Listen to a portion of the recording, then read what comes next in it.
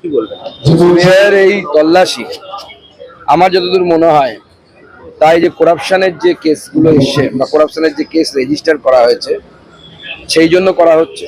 এবং আমি বরাবরই এটা বলছিলাম যে দেখুন, যখনই সিবিআই কোনো তদন্ত সরাসরি আদালতের মাধ্যমে পাচ্ছে তখন তার অ্যাক্টিভিটি একরকম হচ্ছে, আর অন্যদিকে যখন সিবিআই কোনো কেস পুলিশের হাতে থেকে পাচ্ছে তখন বোঝা যাচ্ছে যে পুলিশ এমন কিছু করছে যার ফলে সিবিআই পরে তদন্তকে আর এগিয়ে নিয়ে যেতে পারছে না।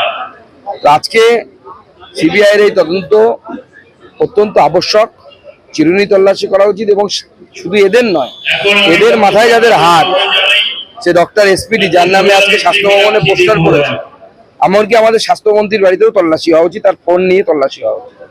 আজকে প্রধানমন্ত্রী মন কি বাতে কি বার্তা দিলেন?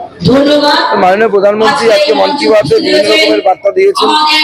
তার মধ্যে একদিকে যেমন